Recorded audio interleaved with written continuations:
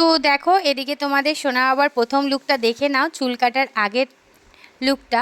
তারপরে তোমাদের চুল কাটার পরের লুকটা একদম লাস্টের দিকে দেব। তো তোমাদের সাথে সব কিছু শেয়ার করি, ভাবলাম এটাও একটু শেয়ার করে দিই, কারণ এতদিন তোমাদের চুল কাটানোর কোনো ভিডিও আমি দিইনি। কারণ কি সব কিছুই তোমাদের সাথে শেয়ার করেছি, তোমরা দেখেছো। চুল কাটিয়ে এসে তারপরে তোমাদের সাথে ভিডিওয়ে দেখিয়েছি সোনা বাবাকে কেমন লাগছে বলো। তবে আজকে কার্তিক বললো যখন সব কিছুই শেয়ার করো তাহলে এটাও আজকে শেয়ার করো একটুখানি। তো ফাঁকাই ছিল দোকান, আমার না বাইরে গিয়ে ভিডিও করতে সত্যি খুব লজ্জা লাগে এখনও। যতই মানুষ চিনুক তারপরেও এখন আমার অনেকটাই লজ্জা লাগে। খুব বেছে খেছে আমি ভিডিও করি।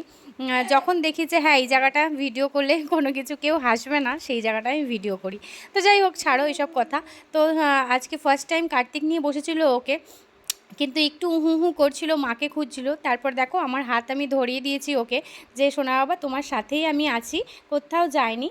তো এটাই বলার পরে ও চুপচাপ ছিল। তো দেখো ওর চুল কাটানো হয়ে গেছে।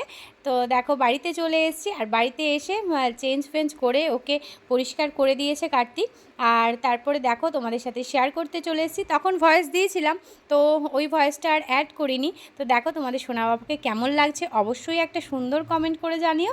আর সোনা বাবা তো খুবই খুশি, আর ওর কিছুদিনের মধ্যেই চুলটা খুব বড় হয়ে যায়। তো এবার ভাবছি একটু বড় হতে না হতেই চলে যাব কাটাতে, কারণ কি অনেকটা দেরি হয়, বড় বড় হয়ে গেলে না অনেকটা দেরি হয়, ও একটা বিরক্ত ফিল করে। সেই কারণে ভাবছি মাসে একবার গিয়ে ওর চুলটা একটুখানি সেটিং করে আসবো। তো যাই হোক, তোমাদের কেমন লাগছে সোনা বাবাকে অবশ্যই কমেন্ট করে জানিও। কারণ তোমাদের একটা সুন্দর কমেন্টে আমি আগেও বলেছি, যে এখনও বলছি, আমি মনে অনেকটা জোর পাই আর অনেক ভালোবাসা পাই তোমাদের থেকে।